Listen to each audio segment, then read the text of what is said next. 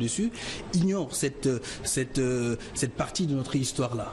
Et il est extrêmement important de connaître cette partie de cette histoire. Je pouvais écrire un essai, j'ai choisi le roman, non seulement pour prendre quelques libertés avec la réalité, mais aussi pour rendre, disons, le récit beaucoup plus facile à ingurgiter. Et c'est la raison pour laquelle, d'ailleurs, j'exhorte mes lecteurs, après avoir lu ce roman, de creuser, d'aller plus profondément, de regarder les livres d'histoire et de faire la part belle, de faire la part entre l'histoire réelle, la réalité et la fiction. Mais il y a de la fiction aussi dans ce roman. C'était juste très rapidement, pour revenir sur le style. Je pense que Diop, quelquefois, nous fait rire. Moi, dès les premières pages, je me suis dit, est-ce que je dois véritablement en rigoler? Parce que il y a ce que mon ami Barkaba appelle le style féroce. Il y a une réelle férocité dans les premières pages.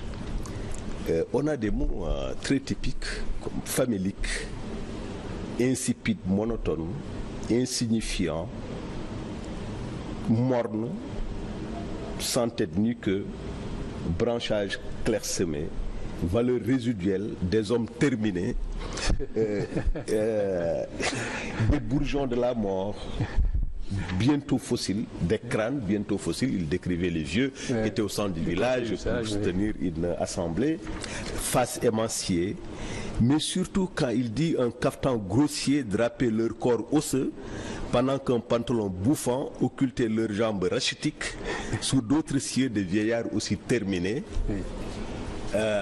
Bon, quelqu'un comme Amadou Ampateba allait vous dire, mais dis donc, M. Diop, faites attention avec les vieillards, parce que c'est des bibliothèques que vous êtes en train de brûler. Même si, par ailleurs, en Afrique aussi, il peut y avoir des vieillards pyromanes, ce qui est tout à fait possible. Alors, donc il y a et c'est toutes les pages de ce livre-là qui... et puis sans prétention en plus, c'est juste décrire une réalité de façon tout à fait crue dans sa nudité. Je pense que le livre de Diop, en fait, c'est 3 livres au fond. Ces 3 livres qui signent quelque part, non pas seulement des séquences de l'histoire de l'Afrique, mais également des affinités électives.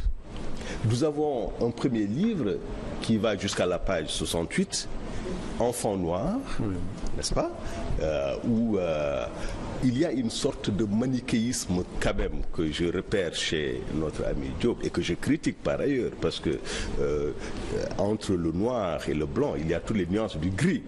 Et c'est comme s'il y avait hier et aujourd'hui, aujourd'hui avec tout ce que je viens de décrire là, et puis hier les troupeaux qui étaient gracieuses, etc., etc.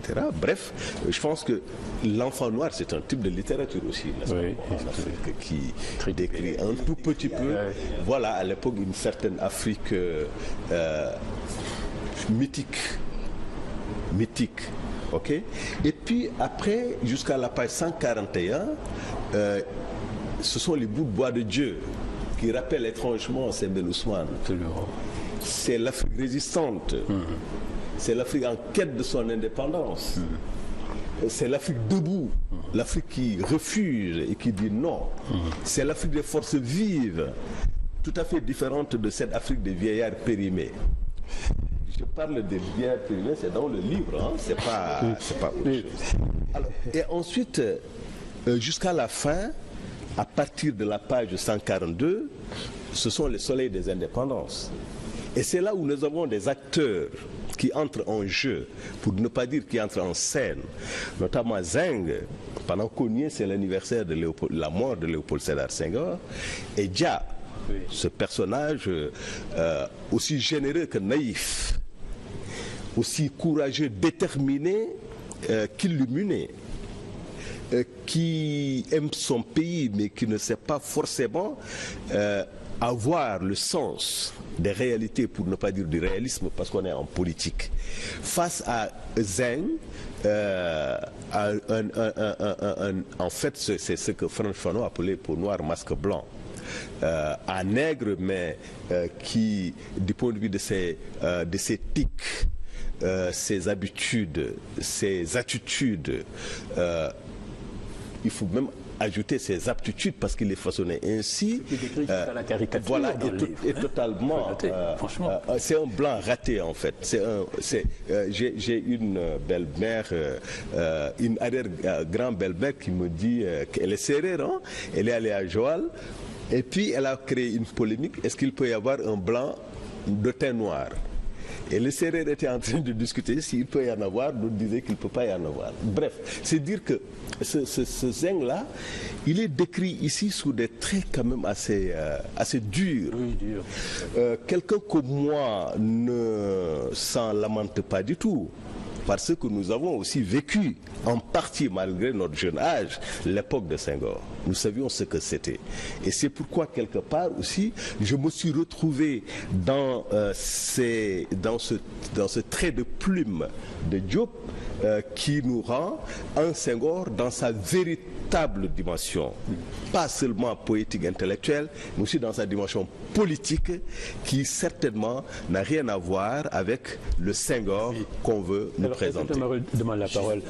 Rapidement, oui. Je vais vous faire une anecdote. Quand je cherchais un éditeur, une grande maison d'édition, je ne vais pas dire son nom, à Paris, avait accepté de publier ce roman sous condition que j'enlève le nom de Senghor. Pour vous dire comment cet homme est perçu par le monde, dans le monde. Sous condition que j'enlève le nom de Senghor et que je mette Monsieur le Président ou autre chose. Il y a aussi De Gaulle, il y a Sékou Touré, il y a des tas de gens là-dedans. Voilà. De Gaulle, Sékou Touré, Foccart. Oui, madame. On a l'impression qu'il y a deux Senghor. Ils distinguent les deux personnages. C'est-à-dire le Senghor grammairien, poète, écrivain, et le politicien qui décrit d'une façon très, très, très noire. Vraiment, oui, les mots, il n'y va pas avec le dos de la cuillère. La fiction intervient. J'aurais pu parler d'un Senghor assez lisse, c'est possible, que tout le monde connaît. Mais il y a le Senghor homme politique. Et qu'on ignore parfois, ou bien on ne veut pas trop en parler, avec toute la férocité réelle d'un homme politique, parce qu'il en était réellement un homme politique. À un moment donné, c'était plus le poète qui parlait, qui agissait, c'était l'homme politique avec bien sûr ce côté démoniaque qui peut exister, ce côté machiavélique qui a existé chez lui, mais qui a fait de lui effectivement ce qu'il est. Et je dis aussi que le Senghor de 1962-1960, ce n'est pas le Senghor qui va laisser le pouvoir à Abdou Diouf. C'est un homme qui va changer profondément à un moment donné et qui aura compris et qui aura accompli un geste qu'aucun Africain jusqu'à présent n'a accompli, c'est-à-dire le fait de se dire moi je suis dépassé, je laisse la place aux autres. Et seulement pour cela, il faudra lui rendre hommage. Seulement pour cela. Vous l'avez pas écrit ça. Non. Vous l'avez pas écrit ça. On s'est arrêté en 1962. Le récit de la chronologie s'est arrêté en 1962. C'est d'ailleurs assez proche où les Sénégalais qui sont jeunes par rapport à moi ne me comprennent plus, ou c'est moi qui ne les comprends plus. Par conséquent, je quitte le pouvoir. Je pense que... En disant qu'il avait 15 ans d'avance sur ses compatriotes, il a dit ça aussi. Oui.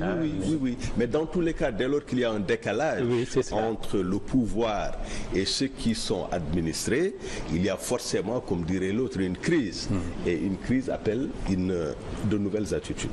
Alors, c'est dire que c'est vrai qu'il y a le Senghor grammairien, il y a le Senghor immense poète, mais aussi... mais nous tous, moi je pense que cette figure clivée, divisée de Senghor, à mon avis, c'est d'un grand intérêt pour ceux qui font des recherches, évidemment, sur Senghor en tant qu'intellectuel de ce XXe siècle, mais également pour notre propre histoire. Il est toujours utile d'avoir une vision divisée des choses. La lecture de ces événements revus et corrigés par Sémou Mahmoud Diop suscite une petite polémique parce que c'est une parenthèse qui n'est pas encore totalement refermée. C'est une histoire extrêmement douloureuse et il a un parti pris clair, affiché dans des événements qui n'ont pas encore livré tous leurs secrets et qui suscitent beaucoup de polémiques.